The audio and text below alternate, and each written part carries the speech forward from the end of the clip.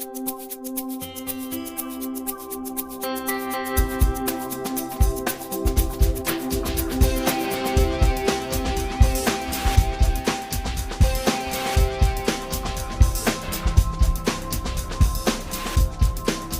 folks, it is Tuesday, December 20th, 2011. I'm Skip Ruddertail, your Otter editor, and this is episode 22A of the Bad Dog Book Club. This week's story is Movie Night, written by Sorin. You may remember Sorin has read for us before. You also may know him from Rocky Mountain Fur Con, where he's the con chair.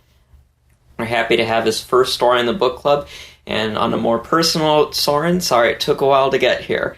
But I'm looking forward to it. Also, in a first for the book club, this week's reader is Cinnamon, who you might know from his very popular stories on So Furry and FA, and hopefully we'll get to read one of these episodes too. So, new author, new reader, take it away, guys. Oh, and have a very Merry Christmas and a very Happy Holiday, and we'll be around to discuss it in a week or two. Movie Night by Sorin, as read by Cinnamon DeWolf. T-20 and counting. Avery looked around the apartment and couldn't help his tail twitching with excitement. Deciding that everything was in order for movie night, the young swift fox had nothing to do but wait, impatiently, for his friends to arrive. It wasn't just movie night that had his tail wagging, it's that Reed would be there. Avery mused as he thought about the events that had led up to tonight. Avery had met Reed at a party the week before that he had attended reluctantly at Ian's insistence. The first hour had passed rather awkwardly, as he had stood around, drink in his paw, waiting for an opportunity to talk to one of Ian's friends and at least pretend he was comfortable with the event. Avery had almost jumped out of his shoes when Reed had walked up behind him in the doorway. "What are you drinking? It looks enticing." The Arctic Fox's tone was teasingly sultry, hinting at his consumption of at least a few similar drinks before approaching Avery. The Swift Fox couldn't help but stare at the handsome Arctic. He was perfect, from his cute stubby ears, his shining blue eyes, and his well-groomed white fur. I mean, Avery had honestly never been tongue-tied before, but just looking at those pretty blue eyes had rendered him speechless. The effect was only compounded when the Arctic leaned in and took a rather seductive sip through the little cocktail straw of the drink in Avery's paw. "One of Ian's concoctions, I bet," he added with an air of confidence that had Avery nodding a bit dumbly. For the rest of the night, Avery followed Reed around the party, thankful that the Arctic didn't seem to mind. Throughout the night, the discussion drifted between lots of topics. Reed, movies. Reed, food. Reed, and Reed. It was, in fact, Avery that kept steering the conversation back to the Arctic, hoping he wouldn't take notice. It was during this conversation that Avery told Reed about the movie nights he attended along with Ian and a few of his other friends. The Swift still couldn't believe his nerve when he asked Reed if he wanted to come sometime. The Arctic had given a pretty non-committal answer that night at the party. "You have a thing for Reed?" It was the first thing out of the fox's mouth when Avery had quickly stammered his request for Ian to follow up with Reed about the invitation almost a week later. Silence was probably the worst response he could have given, since Ian took it for confirmation. "Fine, Avery. I'll invite him. Just don't get your hopes up, okay?" The Red sounded hesitant, perhaps a little concerned, but Avery didn't hear any of that. All he heard was that Ian was going to ask Reed to come. The sound of the doorbell snapped Avery from his thoughts and brought him abruptly back to the present. Leaping from the couch, the Swift bolted for the door as fast as his bare paws could carry him, his claws hitting the carpet with enough force he could feel the fibers snag and tug. Pulling the door open, tail wagging, he had to fight to keep his ears from drooping when he saw it was only Ian. "Hi, Ian." He tried to put a bit more light back into his voice. "Come on in." He stepped to the side, both letting the Red Fox slip by him and simultaneously taking the shopping bag from Ian's hand before kicking the door shut. "Am I the first one here?" came the Red's voice from the other room as Avery carried the bag of 2 liters into the kitchen. "Yeah, Bahir and Sakura will be here in a few minutes. When is Reed coming?" He set his soda out to the chips in plastic cups he had picked up earlier that day. Stepping out of the kitchen and rounding the corner, Avery found himself nose to chest with Ian. The Red Fox looked serious, his tail twitching as he looked down at the shorter Swift Fox. "Avery, I need to talk to you about Reed." Avery glanced at the door, his silent prayers answered as he heard the doorbell ring. Cutting off the Red as he opened his mouth to continue, Avery ducked under him and passed him towards the door. "Gotta get the door, Ian. Hold that thought," he said quickly, almost prancing to the door before opening it for Bahir and Sakura. Hearing a light knock on the door, Avery felt his heart rate quicken as he made his way from the group to the door. The Swift opened the door, almost holding his breath as his muzzle broke into a wide smile at the sight of the handsome white fox in the hall. Hearing a light knock on the door, Avery felt his heart rate quicken slightly as he made his way from the group to the door.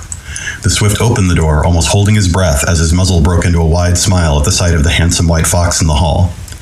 Reed was dressed in a white t-shirt that showed off some of the definition of his chest and arms, a pair of knee-length shorts completing the picture. Avery could feel his tail twitching with excitement. "Reed, come on in. Everyone else is here and we're just getting ready to start." Avery hesitated, watching Reed, breath bated until the Arctic smiled. "Yeah, thanks for inviting me, Avery." The Arctic's voice was a bit dry, like he wasn't sure about the whole idea, but Avery pushed it from his mind, his tail wagging happily. "Yeah, do you want a drink?" Reed followed Avery into the kitchen, helping himself to a cup of Diet Coke. The foxes gathered in the living room as Sakura loaded the first movie they had decided on. Avery settled into the love seat next to Reed as the opening music began to play. He could feel Ian looking over him, and staunchly ignored him. Avery felt himself drawn into the movie, the tension and excitement of the pending evening draining away from him slowly as he lost himself in the drama playing out on screen. Lost, that is, until he felt a soft hand come to rest subtly on his hip, and felt Reed press lightly up against his side, the Arctic fox cuddling up next to him. It was the moment he had been imagining since he convinced Ian to invite Reed to movie night. It was also a moment Avery had convinced himself wouldn't happen, so he held still in case his imagination was simply playing tricks on him. The light from the TV flickered on the walls, even as Reed's fingers flickered along the inside of his thigh. Avery found himself shifting, moving to snuggle back against Reed, the Arctic's arms slipping around his waist. Fingers caressed his hip, trailing over the thigh and along his sheath, teasing through his trousers. The Swift fox felt his arousal growing under the soft teasing fingers.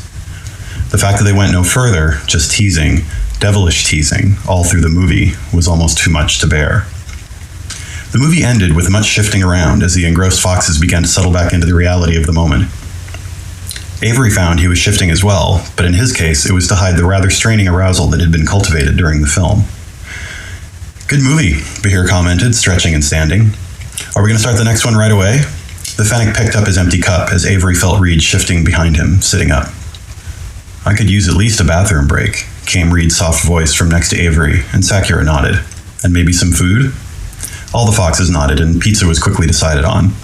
Avery excused himself to his room to use the computer to order, and everyone went about stretching and refilling drinks for the next movie. Arms falling lightly around his shoulders as he finished the order surprised him. Avery's room was dark, except for the light from the computer, and sounds from the living room were muffled. He hadn't even heard the intruder come in. He knew immediately from the scent, though, who it was. "Get the food ordered?" came Reed's voice, soft in his ear. Avery's ear flickered under the warm breath, and he nodded, feeling Reed's paws sliding down his chest. "They're going to start the movie soon." The Arctic's fingers slid back down over his crotch. Avery's breath caught in his chest. He watched in a daze, like he was outside of his body, as Reed turned his chair and sank to his knees in front of the Swift fox. The feel of the Arctic's muzzle sliding hot and slick over his length shocked him back into the moment. The soft silkiness of Reed's mouth was all he ever imagined. Avery leaned back in his chair with a soft moan, lost into the blackness of the room. Reed's muzzle caressed him, the snowy white fur illuminated by the monitor light behind him. His fingers found the cute rounded ears on the soft bobbing white head. He was breathing heavily, his musk strong in his nose, feeling a warm tension building in his groin when there was a knock on the door. "Hey Avery, did you get the pizza ordered? Everyone is ready to start the next movie." Ian's voice was muffled through the door.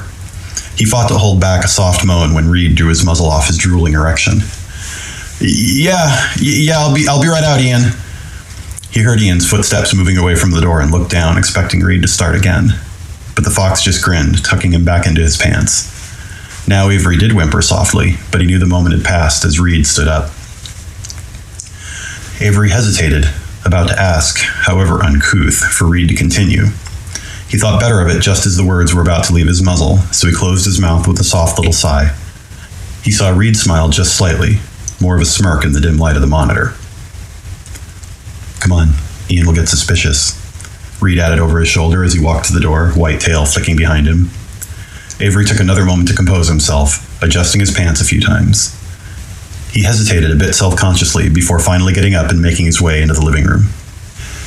Reed was sitting on the couch chatting with Sakura and Bahir, smiling as the small fennec wove a grand tale with lots of emphatic gestures that had Sakura covering his muzzle to keep from laughing. Avery slipped into the kitchen to get a soda. In hindsight, he realized he really shouldn't have been all that surprised to find Ian standing in the doorway. "I know you, and you're going to get hurt if you hook up with him." Ian met Avery's eyes and nodded a little when the swift fox looked away.